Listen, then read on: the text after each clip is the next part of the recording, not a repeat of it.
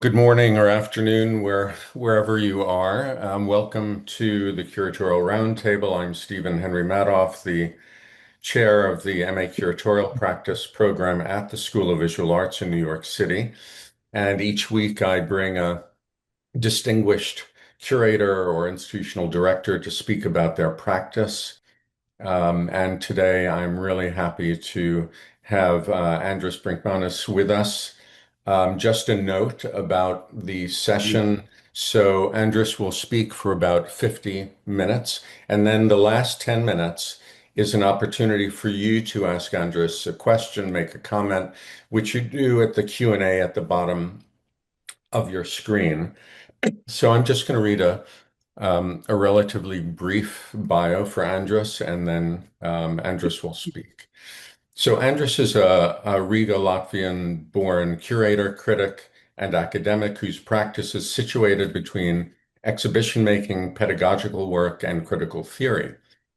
Based in Milan, he's a senior lecturer and the course leader of the MA in Visual Arts and Curatorial Studies at NABA in Milan, visiting professor for the Art Academy of Latvia's curatorial course, and a PhD candidate at HDK, Valand Academy of Art and Design at the University of Gothenburg, in partnership with NABA.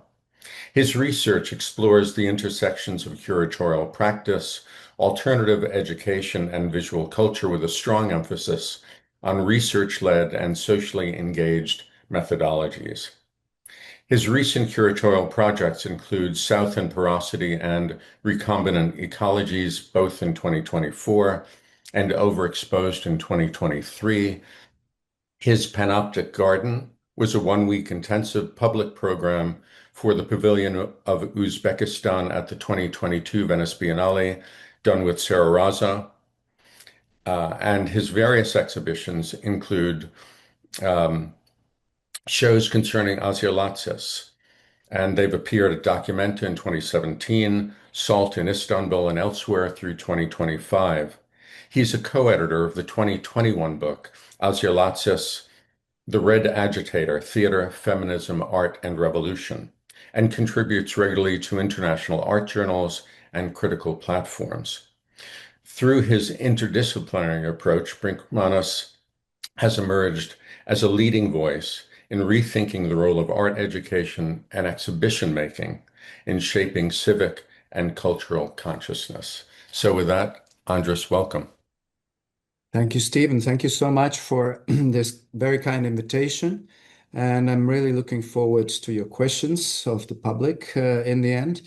And welcome, everyone. So I'm connected from NABA, the Milan headquarters, where I'm usually passing my days as a teacher and course leader of MA of Visual Arts and Curatorial Studies. Today we'll talk about my curatorial path, and which has been somehow, so to say, unorthodox or turbulent at times. And I'll just try to speak about several projects, two exhibition projects, and then this research kind of trajectory of my curatorial practice, which has sort of developed and really redefined itself during the last years since I also joined the PhD studies at HDK Valand. So as you said, Stephen, I was born in Latvia, in Riga, Latvia, and this is where I sort of did my BA studies, and that's the context where I come from. And I would like to start with one of the exhibition projects. So let me just start with the presentation. And I wanted to title this first part of intervention recently, like looking back at my curatorial career and path, I realized that the first exhibition with which I really started in almost an accidental way, my curatorial path, was particular. And there's one thing that I have sort of kept as a kind of a constant thing throughout my path, and which is to regard exhibition as a kind of a tool and process through which you can address certain issues which can deal with social, with political, or with cultural environments. And this is not something that you would give for granted, especially in the very beginning. And so that's why I wanted to speak a little bit about this very first exhibition. So I'm going to start with speaking about the very, very beginning of my career. So it's 2003, and we're in Estonia. And there was this first exhibition at the Estonian State Art Museum, Exhibition Hall, Rotermann Salt Storage. And I think this one will help me to frame my overall kind of practice.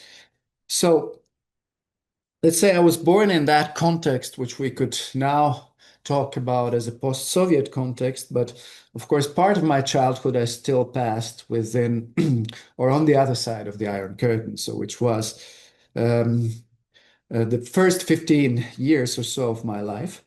Uh, I never lived up to, let's say, this more repressive side of that regime, but of course, there was a big historical gap and interruption.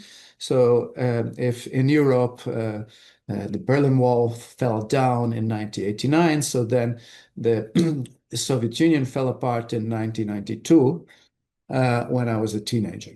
So then after that, of course, there was a very long moment of transition and transitional period, which, as all transitional periods, are quite chaotic with kind of, different forces clashing and coming to the fore and so on and so forth.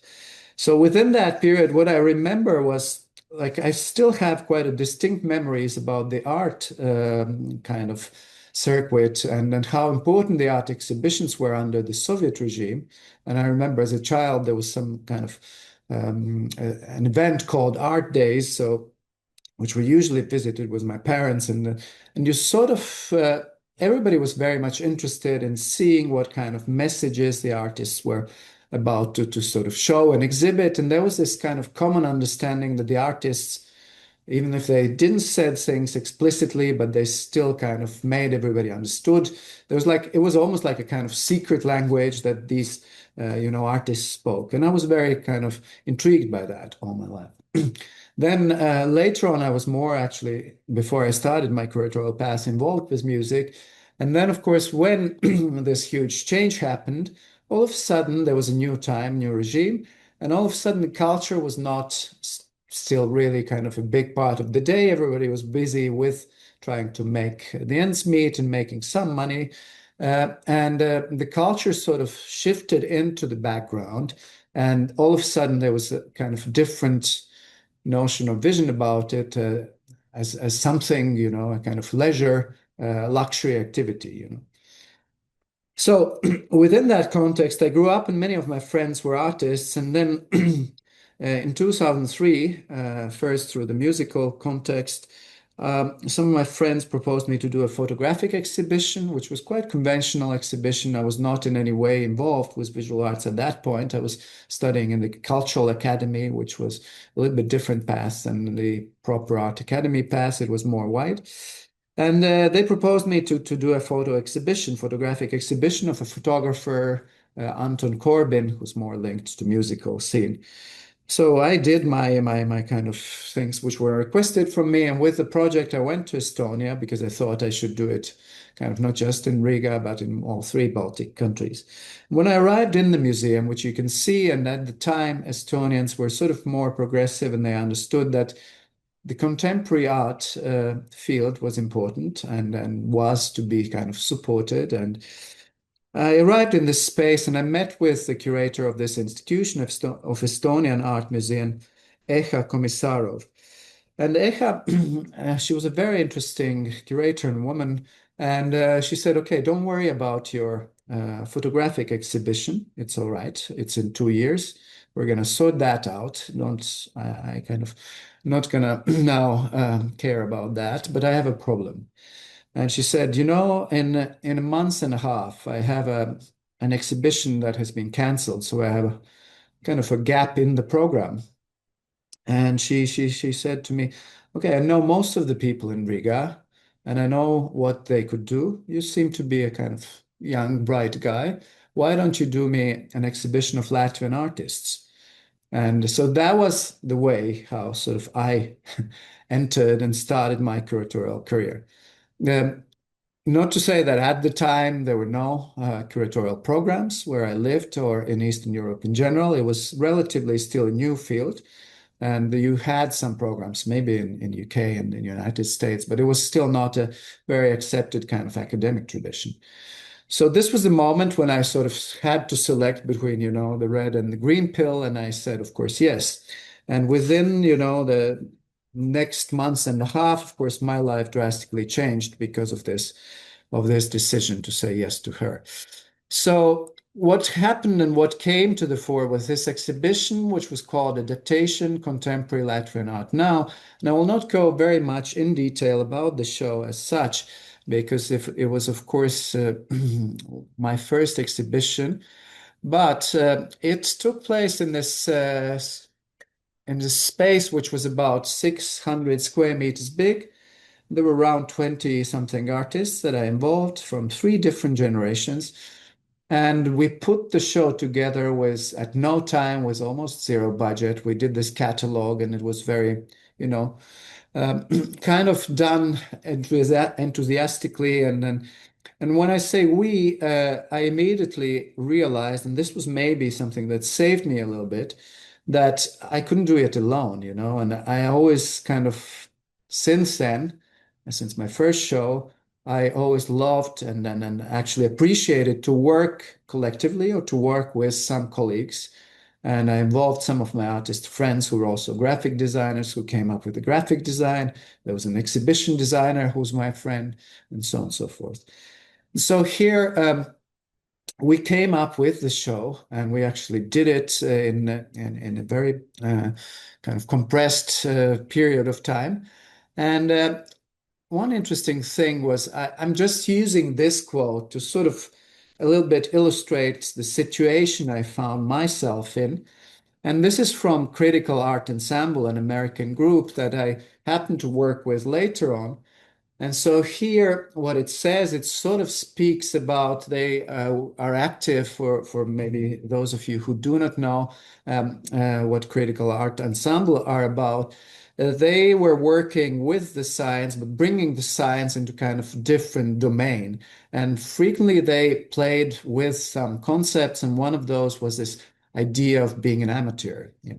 And I definitely started kind of as an amateur. And here I was thinking about it, and I was thinking, what are the advantages of that? And then I found this quote. And they were saying that the second challenge we posed came from our amateur approach to life, science knowledge systems, experimental processes, and acquisition of materials, and so on. And what is important, they say that an amateur can be critical of an institution without fear of recrimination or loss of status investment.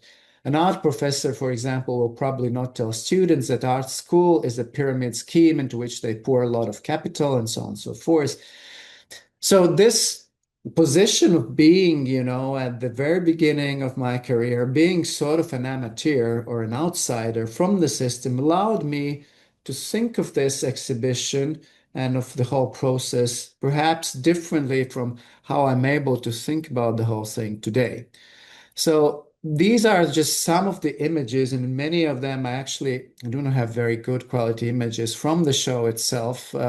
But in many images, you see the artists, and one of the things that happened, so the context which we sort of were facing at the time, that in Latvia, most of the big infrastructures have collapsed after this collapse of Soviet Union. The new institutions were not yet there still. And so the only place or the only institution which was dealing with the contemporary art at the time was the Soros Center. And then they transformed it into a contemporary art center. They were active, but they were supporting also a limited kind of group of artists, and they collaborated with some of the artists, but perhaps the thing with this exhibition that I involved also a little bit younger generation than the one with which Contemporary Art Center were collaborating on a regular basis, even though there were some artists from their circles as well. And being a little bit, an outsider from the system, I involved also some people which were, as in any space or place or city, you know, there were, of course, some kind of interest groups and circles of people and networks, and they were not always collaborating. And I just maybe more kind of transversally involved people, which frequently were not so much speaking one to another. So this was an interesting thing.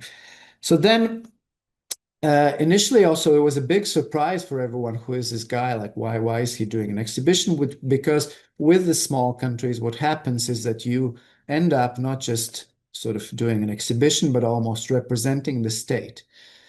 And so what we realized, and what was interesting thing, and I'm now getting back to this slide that I showed in the very beginning, that since I was asked and accepted to do this exhibition, to kind of accept this challenge, I, strangely enough, immediately started to think not about how to exhibit the artworks in the most kind of proper or brilliant manner, but I also started to think of how could I somehow address certain issues or questions with this particular exhibition.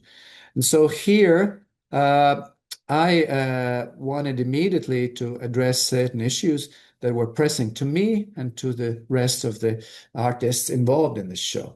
Those were that frequently there was no kind of on the state level, there was no policy of collecting contemporary art. There was no policy of exhibition spaces.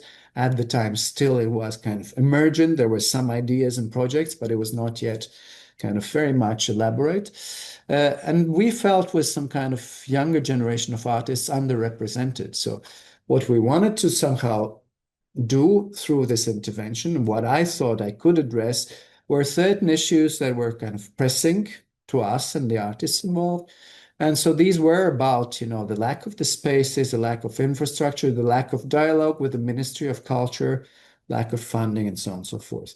And then today, or from today's perspective, I said, well, that is strange because as a curator, you're not immediately supposed to think of an exhibition, you know, as a kind of a tool to address these issues. You know, there may be other ways you could do conferences, but somehow for me, since my very first show, this was something that seemed to be the most natural and adequate thing, that an exhibition is also a means through which you sort of can address a totally also different, address some issues and specific topics that were important for us.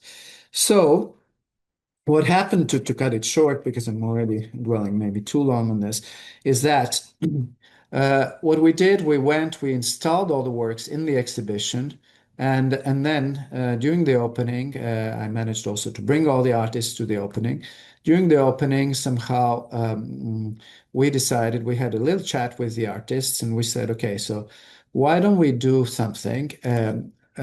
So the Estonian Art Museum, just a second, I'll just shift. Okay, so because otherwise I cannot. Okay. So in Estonia, what we realized, they had this new project, which was the Kumu Art Museum at the time already. It was in the process of building. So we said, okay, this is really kind of very progressive and forward thinking. And we would love to have the same situation in our whole country. And we wanted to do something, a kind of a gesture. And half as a joke, half seriously, some of the artists, or most of the artists in the exhibition said, okay, so if we want to address this question, why don't we present all of the artworks in the exhibition to the new museum, upcoming Museum of Estonian Art, Contemporary Art, you know, museum in Estonia, Kumu. There were some artists who said no, but most, like 90% of the artists said yes. So here you can understand that from a normal kind of exhibition opening and exhibition in general, it became a kind of a gesture that, of course, had a very big resonance locally and in Estonia, internationally not, but in Estonia definitely. And so all of a sudden there was this debate that came up in Latvia, and people were saying, why haven't you sort of donated the works to the museum locally? Why have you just sent them there? And you want to sort of present them to Estonians.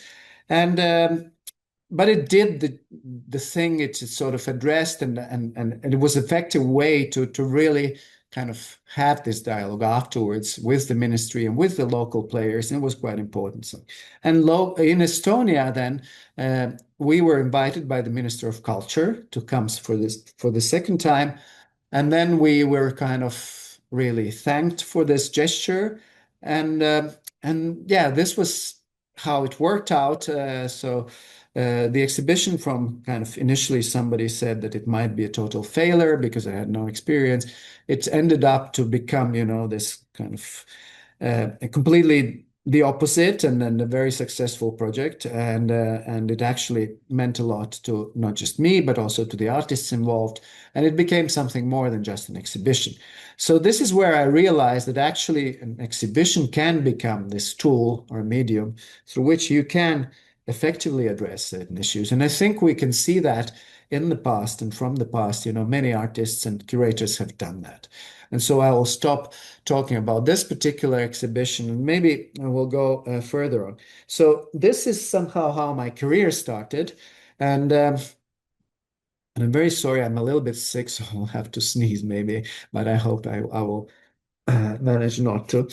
So here, as you can see, so then from here, after this exhibition, there was a brief period where I was involved um, in collaboration with the Minister of Culture, but I realized that these official contexts are very volatile because I was employed by one minister, and then the change of the government happened, of the political figure, and there was another minister with whom I was not so kind of successfully going along, and so my career in the Minister of Culture ended quite quickly. I did two other exhibitions in the local context, and then in around 2004, what happened was that I I visited Venice Biennale in 2003, and then I started to go back to Venice for personal reasons, which is another story to talk about. But I started to go and have my relationship with Italy, so to say. And I moved to Italy by late 2004, early 2005. So, and then initially I was based in Venice for many years, and I worked with projects for Venice Biennale, so I know that context quite well. But what happened when I left Latvia, of course, first of all, I realized that uh, if I thought I had this, identity of a Baltic person from Baltics, all of a sudden I was perceived as Eastern European. And so my work of course, shifted with that. In 2007, I studied in NABA. And so I acquired a completely new perspective, but which was also good because I started, or I was able to look at the processes, local processes. So if initially I had maybe this amateur advantage, so now I had the advantage of being outside the context and to look at the context from kind of with a distance, so to say. And so here are just some maps, and I realized that yeah, for Italians as well as for many in Europe, Eastern Europe is everything that is in between Balkans and Baltics, and sometimes they would mix it too. And on that note, there was an exhibition by my colleague Zane Onskule in New York some time ago, which was called the Balticana, which was kind of a funny way of reflecting about these two identities being merged. But returning to a kind of a thread that there is throughout my kind of curatorial path. So I realized that, yeah, this could be also an advantage to kind of be outside of a specific context, but still to kind of keep relationships with it and keep on working with things from a different perspective. And I realized that, yeah, there is this recent book by Françoise Vergès that I'm quoting here, but there were also a lot of issues locally that were kind of interesting to observe from the outset. And there were from the 90s till the early 2000s. And then another thing that I forgot to say about my adaptation exhibition, why it was called so, it was done also in the moment when Latvia was about to enter the European Union. And And this was an important moment when once we already had went through this whole process of transition, there was another one expecting us to which we would have to adapt. So then, since then, and when I also started to work in Italy and in the West more, I realized that locally, of course, this meant that throughout this period there was a massive uh, rewriting of the history, so to say. And sometimes it was done successfully, sometimes it was also done kind of in a tricky way because there were certain issues or certain things that nobody wanted to remember or speak about, which is kind of normal post-traumatic reaction. And so amnesia for some processes were used locally or became a method. And so there were some kind of things that people wanted to outline locally and some things which nobody wanted to talk about.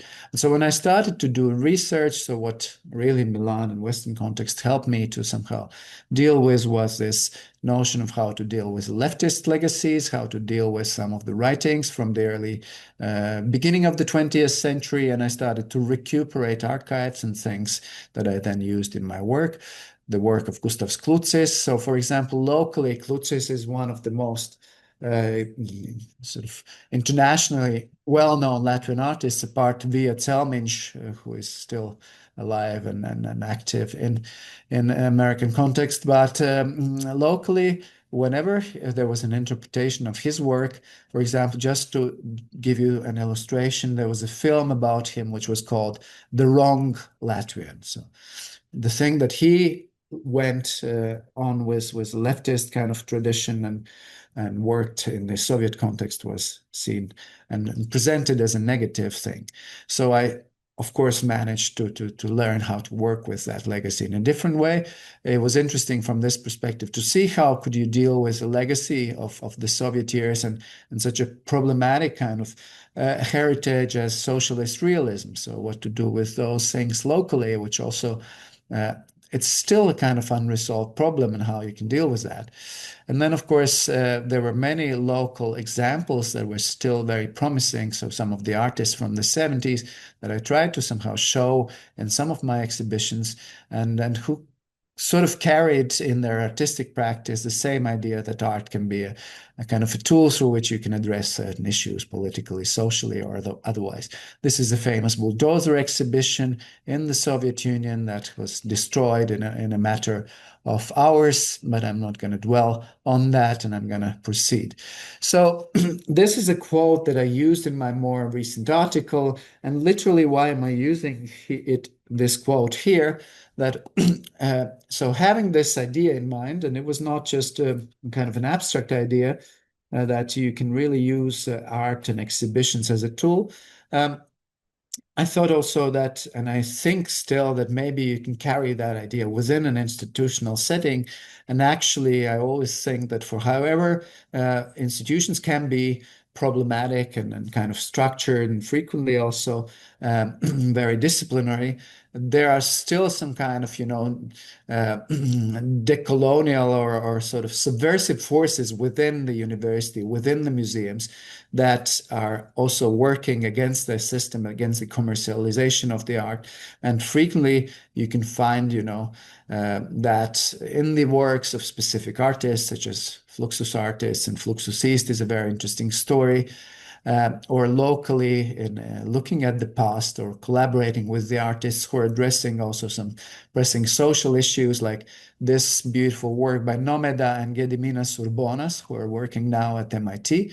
A protest when the building of public swimming pool was taken down. This was a very effective and funny protest, almost why I showed this Dada photo, because some of the artists would use humor or specific kind of methodologies, how to speak about pressing problems in the different kind of way. And this is a work by Igor Grubic, and these are just this is an interesting project where some of my colleagues have worked and collected the archives and where this Eastern European history is regarded through a different lens and more international, with a more international kind of approach, and where some of these locally kind of problematic issues are confronted in a positive way. And so I really also like sometimes to work with these legacies. And so the second aspect I wanted to outline is that this is a quote from Mika Hanola. I'm at the moment missing the book title, but what I liked about it, I think it was something about small gestures, so the politics of small gestures.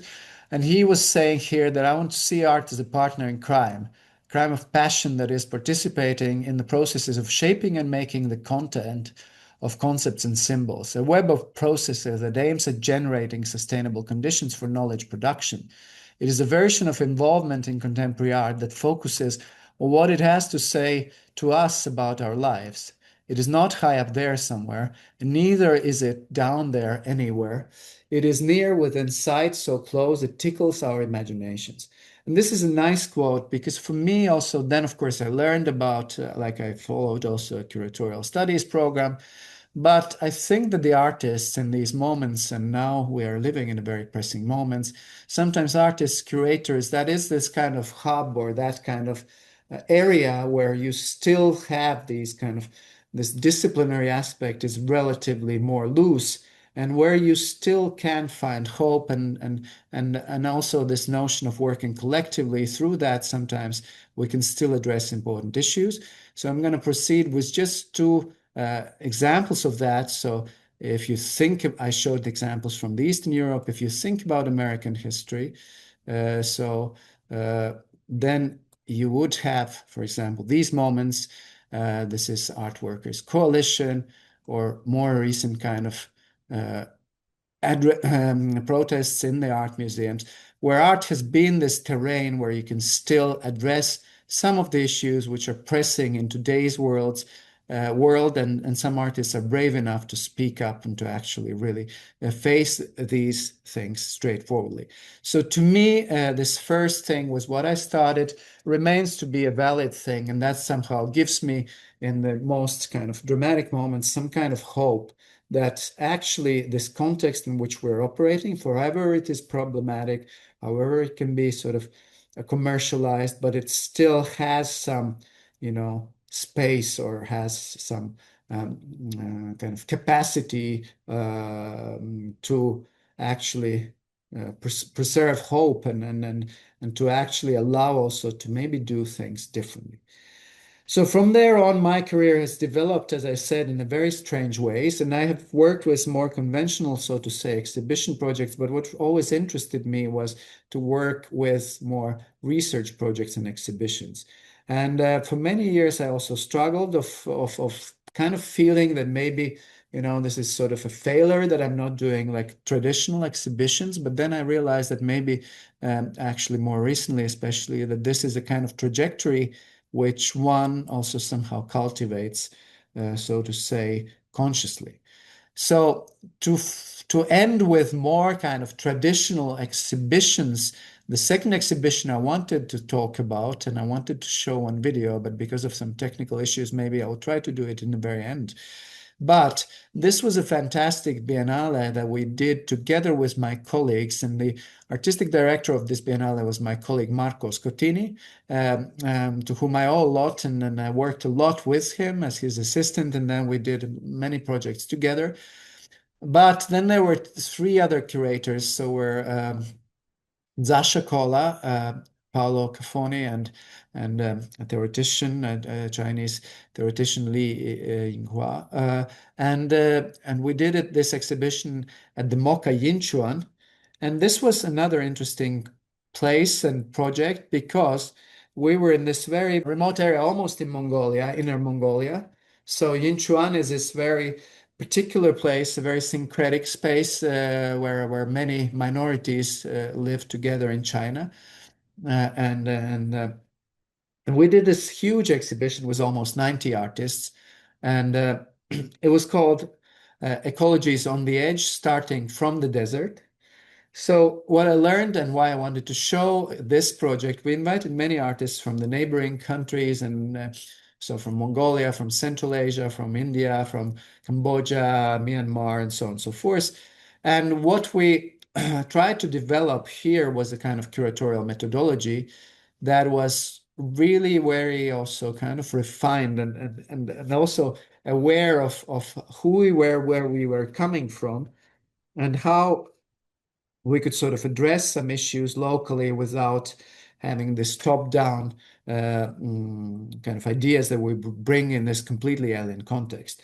And so this other thing, apart from that, we were a collective of 4 curators or 5 curators in the end working on this project, that I really loved about this project, that we, since the very first day that we started to work there and have a dialogue with all our colleagues in China and elsewhere, we said, okay, we have to somehow state clearly what is the point that we are looking from and perceiving this area. And of course, it is a Western gaze, it is a kind of more, Eurocentric gaze.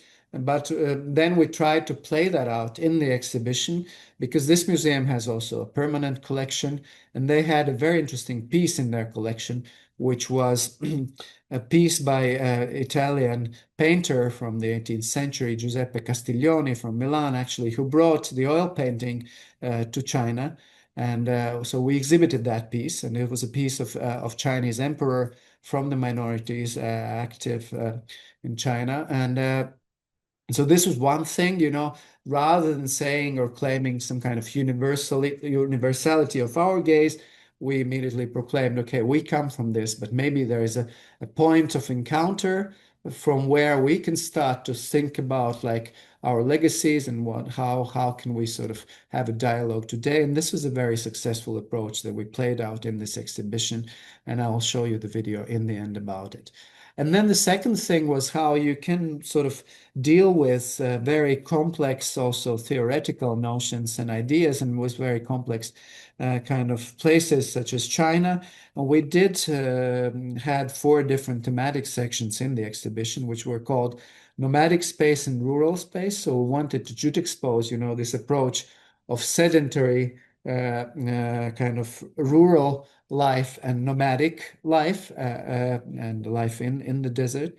There was a section called Labor in Nature and Nature in Labor. So this was also reflecting about this extractivist logic that is applied towards the nature, but also towards, let's say, the feminine in general. And there was a section called The Voice and the Book, and we thought about these different agencies and different ways of how you can discover and actually know and learn through the written materials, but also through the voice. And then there was a section called Minorities and Multiplicities. So probably about this one, I should do definitely a different lecture, but this just showed me how you can collaborate collectively. And if you manage to keep up and like be open-minded and keep up the dialogue, then also quite interesting results can be achieved in a very foreign context. And this was perhaps the biggest project that I wanted to show you of more conventional exhibitions that I've been part of, and I've been part of many. But this was very interesting to see how you can actually apply similar methodologies. And also here, this is a project called Social Botany. And this was also showing how art context can be, this tool that can actually address different problems, also in a context which is very complex as the Chinese context, cultural context. So the video will be later. And then I wanted to talk about the second part, and I know that I'm quite soon will be out of time. But since then, I started to work also, or parallelly. So my career path is I've done always different things at the same time. And probably this is how you work as a freelancer, but also I continued to do that when I was within an institution as NAMA. So I started with my first thesis, and which was called The Same, and then this big event to celebrate the 30 years of NABA, which was a conference and exhibition. Sorry, and it was a very important event for me as well, because we had many different persons here, and so we discussed the future of the art education, and that was still the moment before the Bologna reform, so it was very important. So Politics of Memory was encounters with filmmakers. And then, as Stephen mentioned, I started to work on this historical personality, Assia Lazzis. Very briefly, she was theater director, educator, very interesting personality from my home country, Riga, Latvia. I knew her granddaughter, who is a theater director, and somehow accidentally through my MA thesis, I rediscovered her and rediscovered her connection and love affair or with Walter Benjamin. They met on Capri and then they have been all on and off till 1929 and 30s when she was forced to go into exile to Stalin's prison camps and Benjamin was forced to leave. So it's a very tragic and interesting story. And after a conference I did in Riga with some of the people from Documenta 14, I talked to Hendrik Volkerts and about Asilatis and what my research was about. And he said, "Oh, I think this would be something that might really interest Adam Zimczyk from Documenta, the artistic director of Documenta 14." This is how, quite late, but they invited me to contribute to Documenta. And then, as it happens, one other thing which is interesting that some of the projects or some of the threads of my research, they kind of continue to evolve throughout the years. So you see that then I went with a similar project. I showed it in Riga, another version of it in Istanbul, another version of it came out in the book format that we saw before, and then there was involvement in an exhibition, beautiful exhibition on children and art in the 20th century in Zakenta, Southern Porosity, and a more recent exhibition in Naples. So I'll just show some slides. But what I discovered, the Documenta were those who defined my work as a research curator. And so at that point, I said, okay, well, this is actually what I am doing, what I like to do. And this is different than to work as a researcher in the field of presenting, I don't know, a PhD research or something, because you have to think spatially and you have to think within the space and you have to think. Stephen, if we have 5 minutes, I will finish. I'm aware of time. So I'll just show you these different iterations of that project, and then it had traveled to Riga. And so you can work with research materials, like adapting them to various spaces and kind of adding or subtracting according to where you are. And this was an exhibition at the National Library of Latvia. So it's a kind of strange space, interstitial space, but it was really an interesting space where to exhibit some of the local materials in Russian, Latvian, which could be read by the local kind of communities. And in Istanbul, we did a kind of a project room and project space where I wanted to engage with people locally, with theater practitioners, pedagogists. Then there was this exhibition of in Warsaw, and many projects where I sort of played around, and this was an interview I did, a Zoom talk with people from Freedom Theater that I did for that thing in Warsaw, and then the conference and the performance by Dora Garcia with our students in Capri on the occasion of that symposia and called Southern Porosity, and then it was in the end presented in the exhibition space at Madre Museum. So it's just to show how one research can sort of migrate from one place to another. And to end, I will just sort of outline some of my research-based projects and the PhD. So I also parallelly to that, and I would say that I will later use a term that I really liked recently from the daughter of Gregory Bates and Nora Bates, and she talks about transcontextuality, which is that we always operate not in disciplines which are separated, but in contexts. And so there is always a kind of intersection between things, which is also the case of this which otherwise might seem very chaotic kind of, career path. So the Panoptic Garden, all of these are different summer schools, events where I worked, and from theory, then I tried to apply this, theory in practice by teaching and collaborating with the summer school in Latvia, with David Graeber Institute, with other initiatives. And I'll show you just some of the images, and then we can pass to the questions and answers.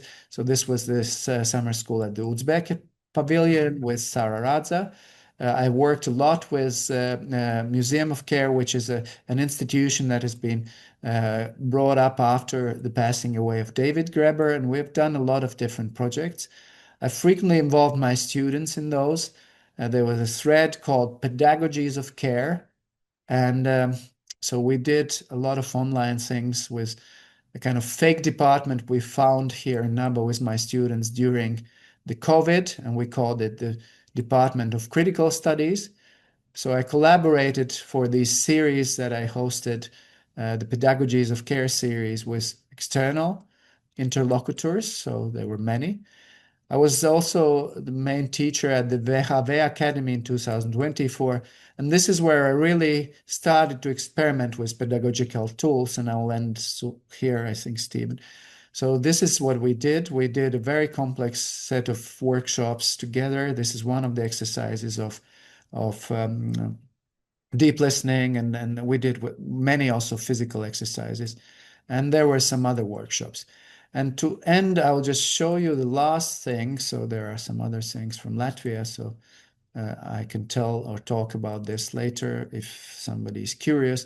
It's a school in the countryside and really experimental program where we mainly work hands-on, and sort of there is a very one theoretical part, but we do a hands-on sessions. I've been to St. Vincent recently to work there. I just wanted to show you what are the latest tools, and I've been involved with Disobedience Archive. But I'm recently embarked on this idea of on my PhD, and I'm working on these topics. What is a holistic knowledge? What is an embodied knowledge? And this is what interests me. And I'm trying to come up with this new thing called Institute of Shared Knowledge, or to reflect about how could we learn together. And and this is and these are the strategies that I'm using in my recent work, and that I will end here.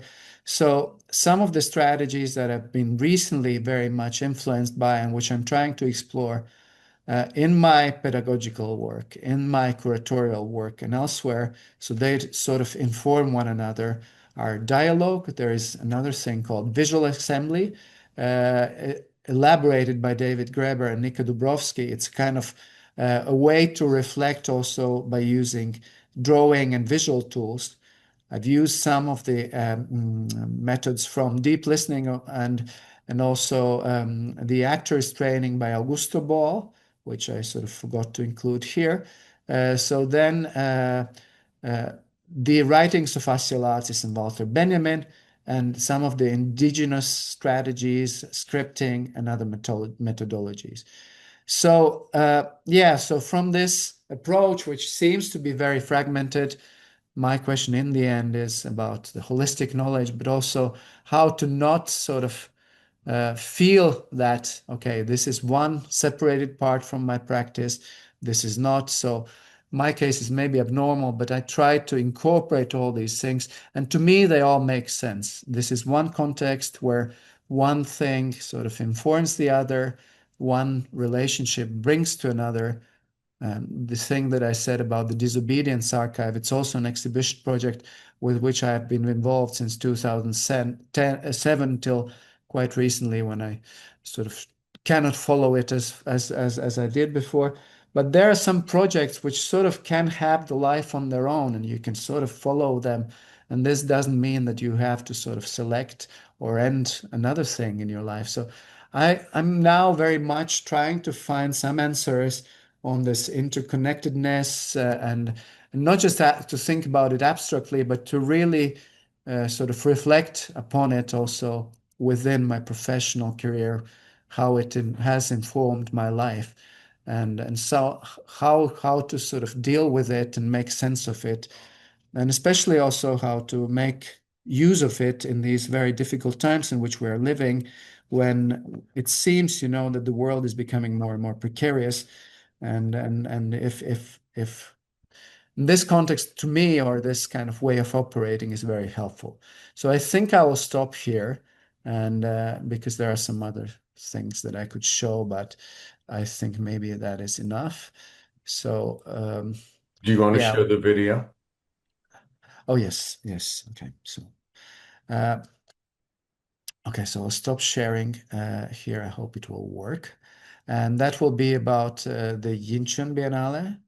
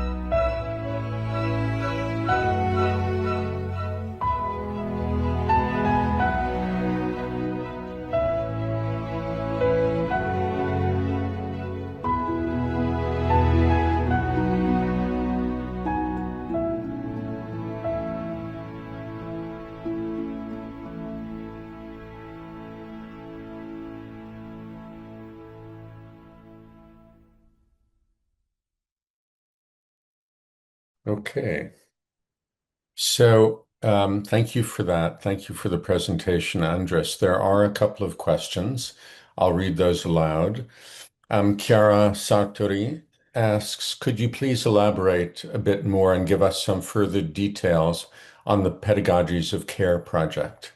So definitely, thank you, Chiara, for this question. So, Pedagogies of Care was a project that I started some 2 or 3 years ago, and so it was initially, as I mentioned, during the COVID. So together with my curatorial studies students, we sort of came up with this idea because Milan was in a very dramatic situation in a way, and then it was really much worse than anywhere else. It started all here, so to say. So we came up with this idea that maybe we should, also develop some kind of space which would be extra kind of didactical, extra institutional. And so we came up with this idea of a fake department of NAMBA, which we called the Critical Studies Department.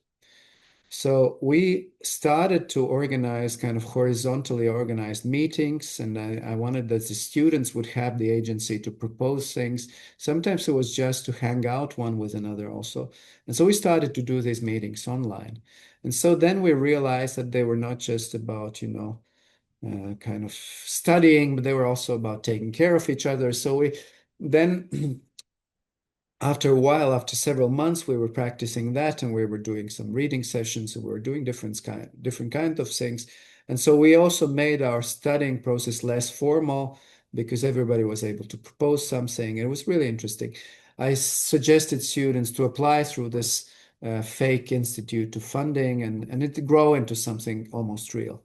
And then there was a moment when I already collaborated with the Museum of Care platform, which was another platform. And I said, okay, why don't we bring these two things together?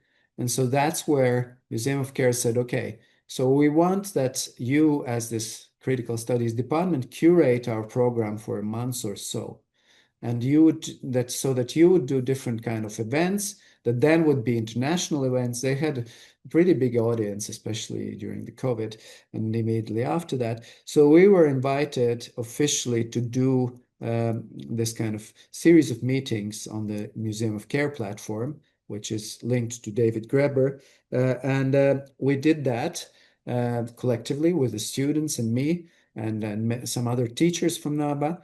And from there, we started to do first the assemblies on education. And then from there, this idea and the title Pedagogies of Care was born. And from there, it was born kind of during those events. And then I sort of started and developed these it's more, I continued to create and created this kind of series of encounters with some practitioners linked to my research on pedagogy on the Museum of Care platform. So it started from this experiment with the students and with some actors who were involved with that, and it ended up as something which I curated more, let's say on my own also, which was meetings and encounters with different practitioners who work with pedagogy, but who also work in this kind of plural manner and in the projects who were involved in the projects similar to this students fake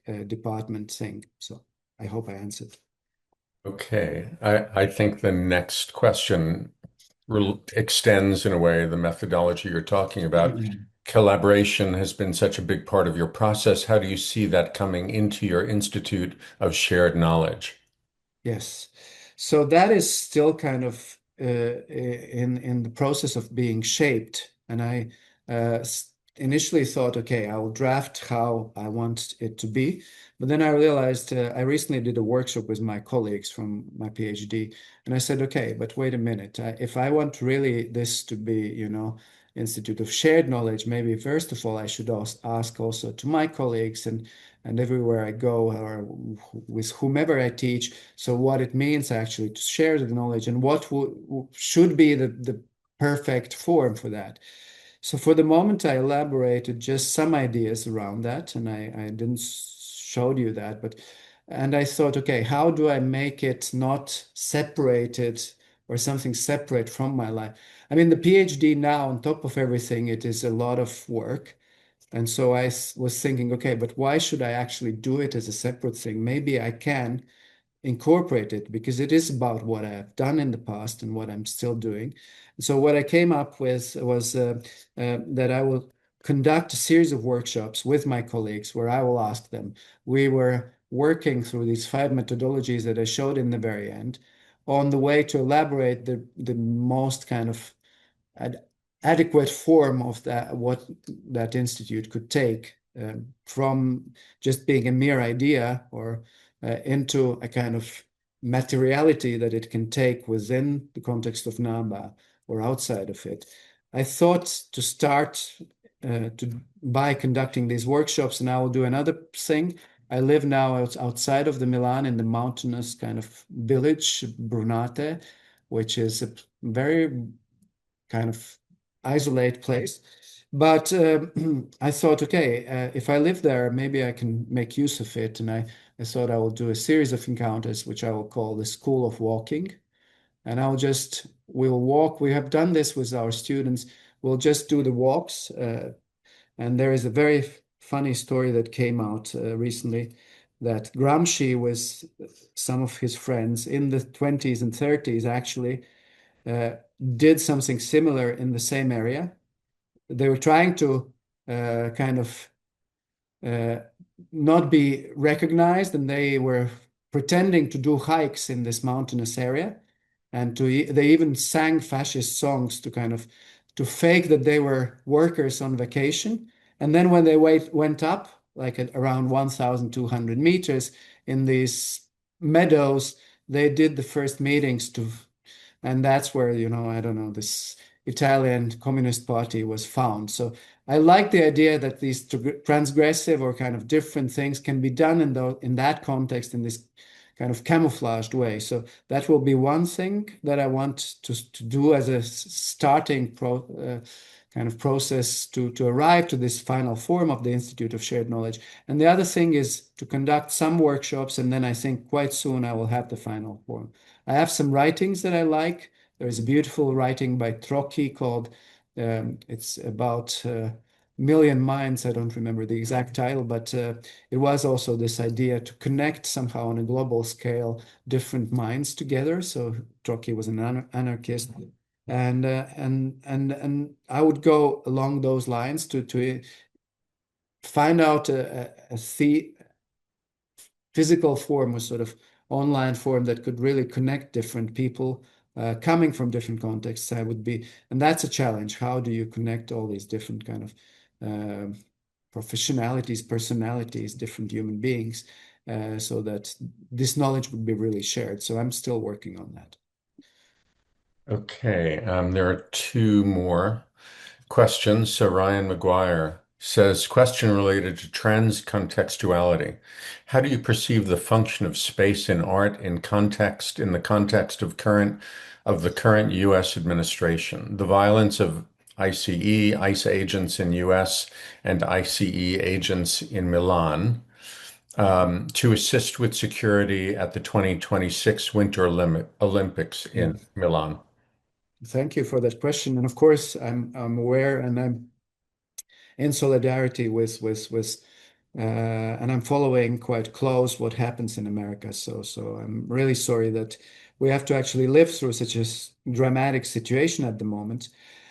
Having said that, I'm coming from a context where the discontinuity was part of our life. So to say, I'm maybe a little bit better equipped in that sense. Of course, violence, you can never get it kind of equipped to face that, and it is completely dramatic. Having said that, yeah, the space issue, of course, you're addressing here many things kind of together, and you're focusing on this kind of specific public space, perhaps, which is extremely controlled. But what I would love to share with you is that actually the Soviet experience that I sort of lived through, but maybe at the moment, I think the art space is still maybe a space where you can learn a lot, especially if you focus on some moments or on some contexts that were similar in what we're living today. So the Soviet context and the Moscow conceptualists in the 70s and 80s, and they had an interesting concept of which I think could be very kind of useful today in the American context. There was a concept which was called in Russian "невлипание," so it was not to be inability to be framed or to be captured. So when these artists were kind of framed and captured by the police, they immediately changed what they were doing. So one of the things was to escape this kind of identity trap. Okay. So they were not considered, first of all, the artists. So, and I think if this administration goes along, the script that these type of, derives take usually, then the official artists will be some artists producing, some kind of realist sculptures, which it will be clear that will exist in outside of this, what we now consider the art context. So actually, I think that through these kind of experiments, and some of them happen in Minneapolis and other places, of people getting masked and kind of, fooling a bit around with that seriousness of and tragedy of what happens now can be a good tool, somehow reversing it, turning it. I think that's the capacity of the art field, to somehow really be more intelligent, not always to be, fell in this trap and be somehow become victims or become. I think this idea of for the moment being fluid, not being uh, like not fall into the prey of being kind of framed as something, is very I think, important and could be also potentially interesting in this very context, to play a bit around. I think these things come and go. I was recently talking to someone in the 90s. You thought that the Soviet Union was the most solid thing that would never fall apart. It was one day, and there it was. It just stopped. So, I mean, it's important to keep up the hope. And how do you face that? So, also in Milan now, there are a lot of different restrictions. It's not so visible. Italy is a different context, but there are a lot of protests. I think the solidarity and things, and and there are some languages or some kind of codes or some kind of shared knowledge that maybe is not official, but I think there is a kind of solidarity that people condemn this thing, presence of that in the public space. And if you cannot confront it frontally, I think now we have to work on the other strategies, how to sort of deal with that and how to confront it from other sides here.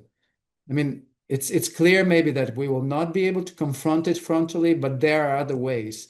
And I think what is important, we should never lose hope, and we should be and develop, this idea of staying together, of sharing things one with another. And that's the most important thing in the public space, but also like kind of not to separate ourselves, to know that there's many of us, and then to think about creative strategies, how to deal with this. It's absurd, so we have to find absurd answers to that. That's what Dadaists were trying to do. Okay. A long question for the last question. Thanks for this simulating presentation. My name is Sejin, and I run a project called Curating School Seoul with colleagues in Seoul. We position ourselves as an alternative curatorial pedagogical community. You mentioned earlier that curatorial research differs from academic research in that it presupposes a way of thinking through space. In the case of the Museum of Care, however, it seems that many activities and meetings take place online. This makes me wonder, when there is no fixed or tactile physical site, what does it actually mean for a curator to, in quotation marks, think spatially? How can space be conceived, articulated, or activated under such conditions? I'd be very interested to hear your reflections on this based on your own experience and practice. One reason I ask this question is that many independent initiatives in Seoul, I guess just as many other projects in other megacities, are now forced to continue their activities without a physical space due to gentrification. Long question, many questions. That's it. Okay. So yeah, so maybe here, thank you for that question. And this is a very kind of question at the right time. I mentioned before one thing, and I'm now arriving to kind of elaborate an answer to this. Maybe even 2 weeks ago, I wouldn't know how to answer to this. So I mentioned this idea of transcontextuality and some of the writings of Nora Bateson, daughter of Gregory Bateson.